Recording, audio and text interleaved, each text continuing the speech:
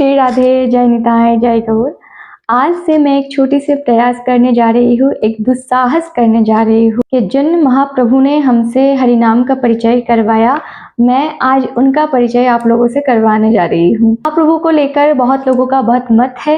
हालांकि हम बंगाल में तो किसी के मन में संशय नहीं है कि महाप्रभु ही जुगल अवतार है, परंतु बहुत लोग हैं जो महाप्रभु को केवल एक भक्त समझते हैं। कुछ लोग तो है जो बिल्कुल भी नहीं जानते, उनके लिए विशेषतः यह सीरीज है। आप जो भी महाप्रभु को जानने में इंटरेस्ट दिखाते हैं, आप मेरी इस सीरीज को फॉलो कर सकते हैं।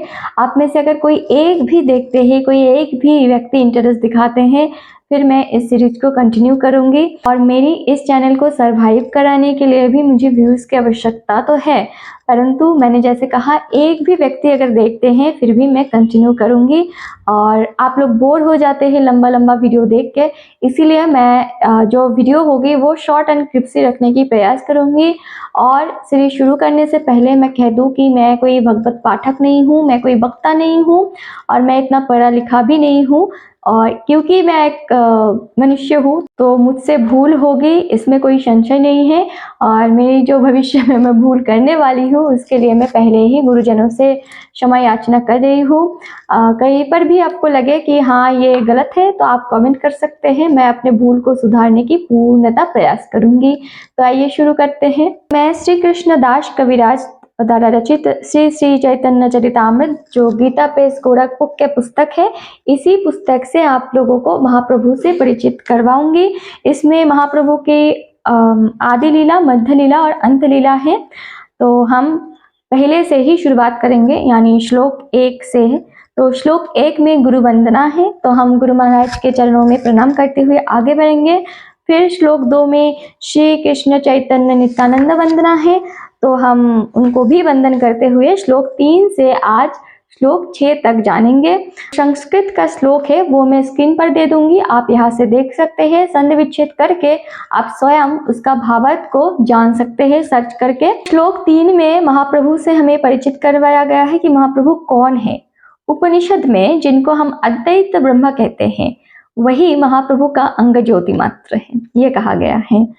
जद्वैतं ब्रह्मपनिषदि तत्पश्य तनुभा तनुयुक्त आभा, यानी उपनिषद में जो अद्वैत ब्रह्म है वो महाप्रभु का तनु के आभा है, तनु के ज्योति है ना।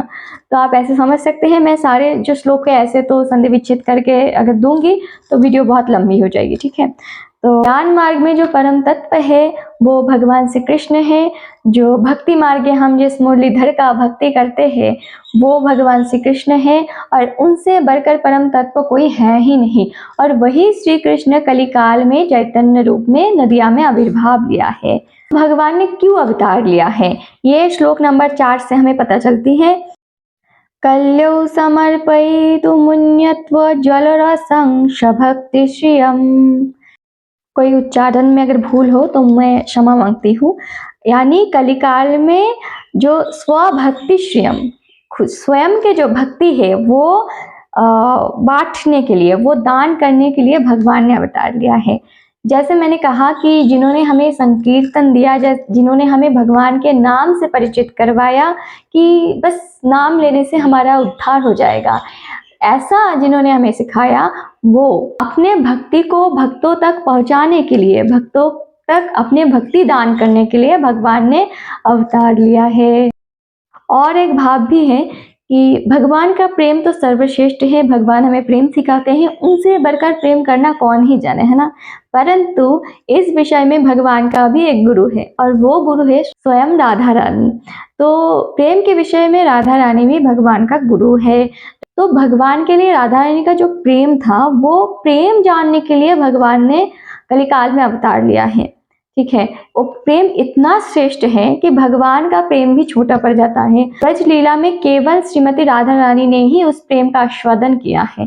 तो वो प्रेम कैसा है ये जानने के लिए भगवान कलिकाल में अवतार लेते हैं। तो जो महाप्रभु हैं वो है तो गौर वर्ण, यानी राधा रानी का वर्ण है, और परंतु भीतर जो प्रेम है और महाप्रभु का जो प्रेम है वो राधा रानी का भगवान के प्रति जो प्रेम था वही है, परंतु उसे आस्वादन कौन कर रहे हैं, भगवान कर रहे हैं, क्योंकि ब्रज लीला में वो प्रेम आस्वादन से भगवान वंचित हो गए थे। तो भगवान ने सिर्फ उस प्रेम आस्वादन के लिए कलिकाल में अवतार लिया है। और एक प्रसंग आते हैं, हम सभी जानते हैं कि राधा रानी का जो 100 वर्ष का विरह था, ठीक है, उसके बाद जो राधा रानी और गोपियाँ श्री कृष्ण से मिलते हैं, तो वो तो तब द्वारिकाधीश हो गए, द्वारिका के राजा।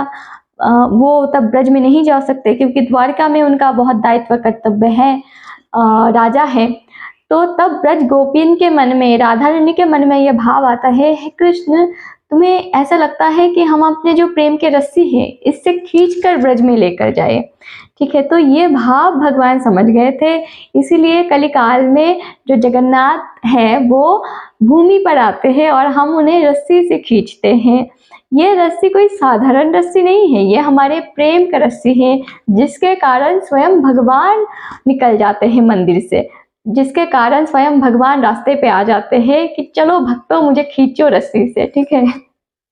और पंचम श्लोक से हम जानते हैं कि राधा रानी कौन है। राधा रानी भगवान की आह्लादिनी शक्ति है, भगवान के जो आनंद की शक्ति है वो राधा रानी है। ये है तो एक ही, एक आत्मा नहीं, ठीक है, इनको कहा गया है, मतलब एक आत्मा है, इनमें कोई भेद नहीं है, परंतु भक्तों के लिए, सिर्फ और सिर्फ भक्तों के लिए, उनके भक्त लीला आस्वादन कर पाए, इसलिए वो 2 देह धारण करते हैं। और कलिकाल में देखिए कितना सुंदर एक ही देह में राधा रानी और भगवान विराज रहे हैं।